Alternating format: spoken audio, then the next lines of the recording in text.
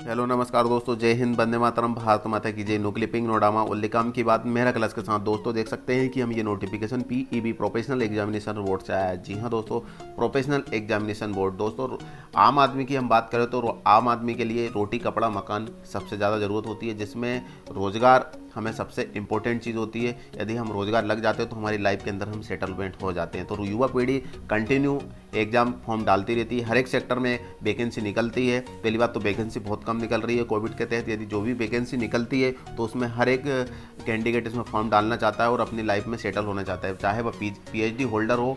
लेकिन वह वैकेंसी यदि 12th क्लास के लिए निकलती है तो भी वह पीएचडी होल्डर 12th क्लास की वैकेंसी में फॉर्म डालता है। क्यों? क्योंकि आज के दौर पर इतना कंपटीशन है कि यदि जहाँ भी जॉब लग जाए बस सेटल होना चाहते हैं। तो दोस्तों हम जो परीक्षा दे चुके थे 5-6 महीने पहले, बोर्ड ने ये परीक्षा रद्द कर दी गई है। ये वीडियो आपके लिए कुछ हद तक परेशान कर सकती है, क्योंकि हम कंटिन्यू प्रयास करते रहते हैं। लगभग 1 साल 2 साल तक इसमें कंपटीशन एग्ज़ाम की तैयारी करते रहते हैं और एग्ज़ाम देने के बाद 5-6 महीने बाद पता चलता है कि जो परीक्षा हम दे चुके थे वो कैंसिल हो गई है। तो इससे हमारा मानसिक मनोबल थोड़ा कमज़ोर हो जाता है। तो मैं बात करता हूँ कि अब इतनी टाइट सिक्योरिटी होने के बाद भी यदि ऐसे पेपर लीक होने लगेंगे तो आम लोग क्या करेंगे?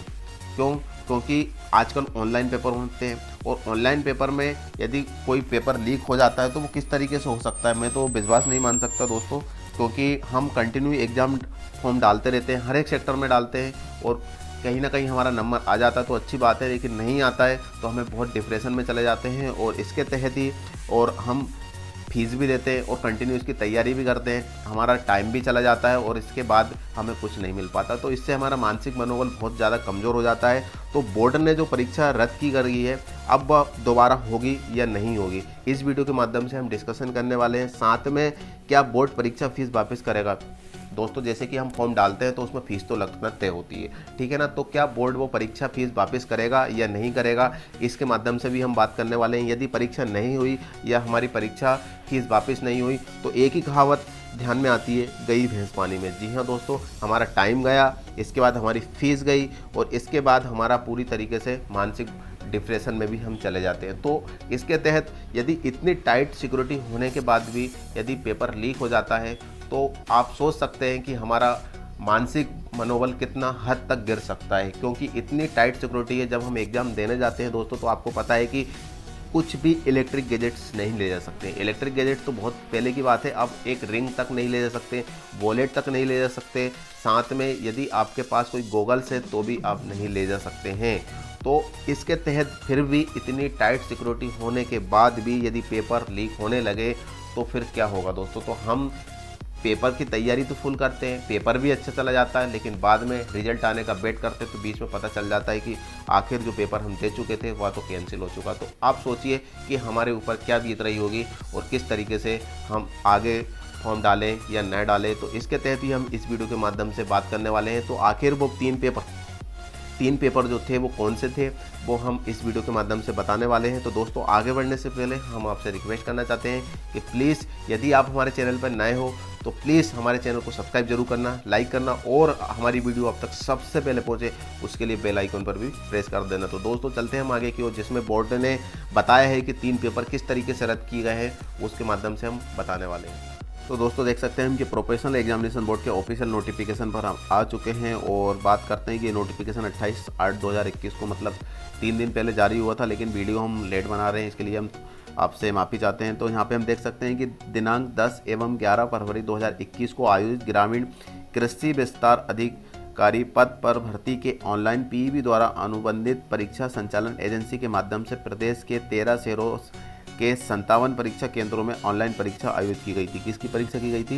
यहाँ पे देख सकते हैं ग्रामीण कृषि विस्तार अधिकारी, जिसमें परीक्षा आयोजन के पश्चात पीईबी द्वारा निर्धारित प्रक्रिया अनुसार दिनांक 17/2021 को 7 दिवस तक अभ्यर्थी को उत्तर पुस्तिका ऑनलाइन प्रदर्शित कर मॉडल उत्तर कुंजी पर आपत्ति बुलाई गई थी। उस प्रक्रिया के पश्चात पीईबी की शिकायत प्राप्त हुई थी कि कुछ अभ्यर्थी द्वारा आयोजित परीक्षा में बहुत अधिक अंक प्राप्त किए गए हैं, जो उन्हें अन्य शैक्षणिक उपलब्धियों के अनुरूप नहीं है। जी हाँ दोस्तों, कुछ अभ्यर्थी है किसी एक सेंटर या किसी एक जगह से अधिक से ज़्यादा नंबर मिले हैं, मतलब ज़रूरत से ज़्यादा नंबर मिले हैं। अब ज़रूरत से ज़्यादा नंबर तो हम दोस्तों ये भी बात कर सकते हैं कि कोई व्यक्ति मेहनत करता है कंटिन्यू तो उसके नंबर तो 100% आएंगे ही आएंगे। ऐसा तो है नहीं है कि नंबर नहीं आएंगे। और ख़ास तो उसमें कोई ना तो राइटिंग मिस्टेक होती है, क्योंकि उसमें तो चूज द करेक्ट MCQ आता है, तो उसमें तो टिक लगाना है, तो उसमें राइटिंग के तो नंबर कट नहीं सकते। यदि आपका नंबर सही है और आपने अच्छे तरीके से मेहनत की है तो बिल्कुल आपको 100 नंबर मिलेंगे। तो इसमें ज़्यादा नंबर आने की तो हम क्या बात कर सकते हैं। आप ही सोच सकते हैं कि आप तो चाहो तो 100 में से 100 ला सकते हैं, या फिर 100 में से 30 नंबर भी नहीं ला पाओगे। मेहनत करोगे तो 100 में से 100 ले जाओगे, नहीं तो आप बिल्कुल नहीं ले पाएंगे। तो ये तो यहाँ पे एक ये पॉइंट गलत दिया है यहाँ पर कि ज़रूरत से ज़्यादा नंबर आए हैं। तो ज़रूरत से ज़्यादा नंबर तो आएंगे, जैसे कि पेपर 200 नंबर का है तो 200 से ज़्यादा तो नहीं आ सकते, लेकिन 200 तो आ सकते हैं। तो यहाँ पे ये एक थोड़ा सा गलत पॉइंट है यहाँ पर। इसके बाद पीईबी की आंतरिक समिति द्वारा तत्काल परीक्षा में संबंधित अभिलेख एवं जानकारियों की परीक्षा संचालन एजेंसी से प्राप्त कर जांच की गई। तदुपरांत जांच में मध्य प्रदेश स्टेट इलेक्ट्रॉनिक यहाँ पे डेवलपमेंट कॉरपोरेशन तक के तकनीकी विशेषज्ञों का सहयोग लिया गया और MPSEDC विशेष द्वारा परीक्षा से संबंधित गतिविधियों का इलेक्ट्रॉनिक रिकॉर्ड डिजिटल फुटप्रिंट की जांच की गई। मतलब ऐसा क्यों हुआ, इतने नंबर ज़्यादा क्यों आए, वो उसके बारे में ये जांच पड़ताल की गई। इसके बाद यहाँ पे दिया है कि विस्तृत जांच पश्चात सर्वर लॉग में 10 फरवरी की अपराह्न करीब 1:30 बजे एक लॉग पाया गया, जिससे ये प्रतीत होता है कि परीक्षा का प्रश्न पत्र अनधिकृत रूप से डाउनलोड किया गया। अब डाउनलोड किया गया तो ये तो डाउनलोड कैसे हो सकता है दोस्तों। डाउनलोड तो सिर्फ कैसे होगा कि यदि वेबसाइट पे या फिर इनकी साइट पर क्या हुआ है कि ये प्रश्न पत्र है अपलोड कर दिया गया हो, ठीक है ना।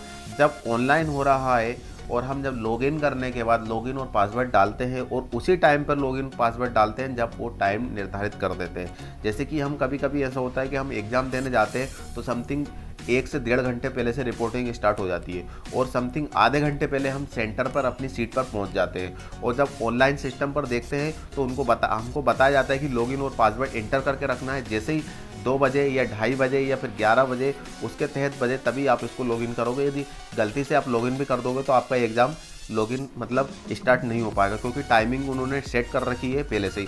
तो इससे पहले हम जब पेपर नहीं ओपन कर सकते तो ये पेपर लीक कैसे हो सकता है, ये तो बात मुझे भी समझ में नहीं आ रही है। हो सकता है आपको समझ में आ जाए तो मुझे बताने की कोशिश करना। इसके बाद यहाँ पे देख सकते हैं कि अन्य अधिकारी मशीन पर डाउनलोड हुआ गया है, मतलब जो पेपर है वो डाउनलोड हुआ है। इसके बाद परीक्षा में मात्र किसी एक शहर विशेष के अभ्यर्थी द्वारा अधिक अंक प्राप्त किया गया का जाना का शंका आधार हो सकता है, ठीक है ना। किसी एक शहर में विद्यार्थियों की जो पेपर किसी शहर, जैसे कि हम भोपाल की बात करें या छिंदवाड़ा की बात करें या कहीं इंदौर की बात करें, तो उस शहर में ज़रूरत से ज़्यादा नंबर प्राप्त मिले हैं, अभ्यर्थी के नंबर ज़्यादा मिले। जब पेपर लीक होता है तो जैसे कि सेंटर हम भोपाल की बात करें तो भोपाल में सभी के पास तो सेंटर जा नहीं सकता, या फिर सेंटर नहीं जा सकता सभी के पास, तो पेपर जो लीक होता है वो तो पहुंच नहीं पाता है। किसी कोई व्यक्ति यदि लीक करता है तो सिर्फ अपने कैंडिडेट के लिए लीक करता है या फिर वो सेल कर देता है, ठीक है ना। जैसे आपको पता है होता है कि कोई पेपर लीक हो जाता है और वो किसी के पास पहुंच जाता है तो उस पेपर को वो सेल करता है, थोड़ी अपनी फाइनेंशियल कंडीशन सुधारने की कोशिश करता है। तो ये वैसे तो करप्शन है, बिल्कुल नहीं करना चाहिए ऐसा, और ना ही किसी को इसमें परचेस करना चाहिए, ठीक है। यदि ऐसा पेपर लीक हो जाता है तो तुरंत एग्जाम होने से पहले बोर्ड को सूचित करना चाहिए।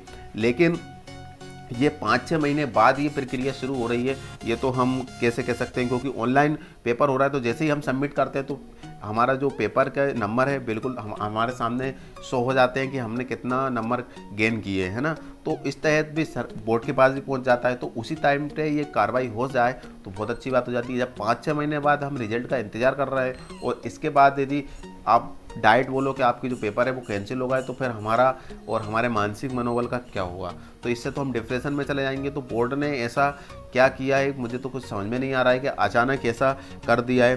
फिर इसके बाद यहाँ पे दिया है दोस्तों, देख सकते हैं कि परीक्षा में मात्र किसी एक शहर विशेष के अभ्यर्थी द्वारा अधिक अंक प्राप्त किया जाना शंका का आधार हो सकता है, किंतु परीक्षा को निरस्त किए जाने का आधार नहीं हो सकता, ठीक है ना। तो उन्होंने ये पॉइंट भी दिया है कि अभ्यर्थी को अधिक अंक लाना एक एक शंका पैदा कर सकता है कि यार ऐसा क्यों हो सकता है। जैसे कि हम किसी क्लास में रहते हैं तो दोस्तों क्या होता है कि कोई डफर स्टूडेंट रहता है और अचानक वो अच्छे नंबर ले आता है किसी एग्ज़ाम में, हो सकता है कि एनुअल एग्जाम में वो अच्छा नंबर ले आते, तो हम पे उस पर डाउट तो होता है कि यार ये इतना तो अच्छा पढ़ता नहीं था और ये इतना अच्छा नंबर ले कैसे आया। तो एक ही डाउट जाता है कि यार इसने कहीं ना कहीं से चीटिंग की है।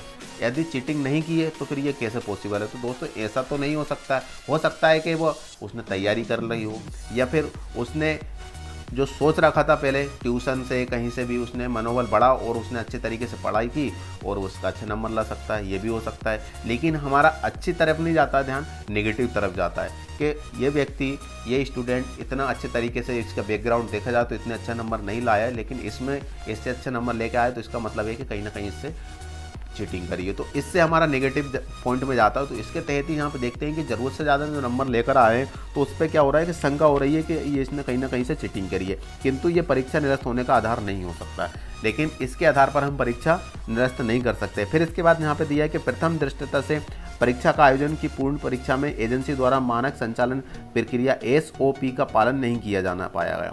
मतलब SOP का पालन नहीं किया जाना पाया गया, जिससे परीक्षा को दूषित होने की आशंका उत्पन्न हुई है। ये एवं परीक्षा को निरस्त किए जाने का आधार भी है। मतलब ज़्यादा नंबर आ रहे हैं तो आप पेपर जो परीक्षा है कैंसिल नहीं कर रहा है, लेकिन SOP का पालन नहीं किया जाना होता है तो आप क्या कर रहे हैं कि यहाँ पर परीक्षा का निरस्त होने का आधार इसको मान रहा है। अब हम देखते हैं कि पेपर देने जाते हैं तो दोस्तों शुरू से लेकर कम से कम 3 जगह पे हमारी चेकिंग की जाती है। आइडेंटिटी चेक भी चेक की जाती है। यदि हमारी स्पेलिंग मिस्टेक भी होती है ना, तो भी हमको थोड़ी देर के लिए बाहर बैठा देते हैं और उसमें हमारा जो करेक्शन होता है उसमें अच्छे तरीके से हमें देखा जाता है और उसको हमें एंट्री की जाती है कि आपका यहाँ पर मिस्टेक है। तो इसके तहत भी इतनी टाइट सिक्योरिटी होने के बाद भी यदि ऐसे पेपर लीक होने लगे तो दोस्तों हमारा तो मानसिक मनोबल घट जाएगा और इसके बाद हमारा विश्वास जो है वो कहीं हो जाएगा, क्योंकि रोज़गार तो मिल नहीं रहा है और साथ में जो भी वैकेंसी निकल रही है उसमें कहीं ना कहीं हमें डाउटफुल मिल जाता है। पेपर देने के बाद हमें पता चलता है कि वो पेपर तो कैंसिल हो गया है, तो फिर क्या होगा।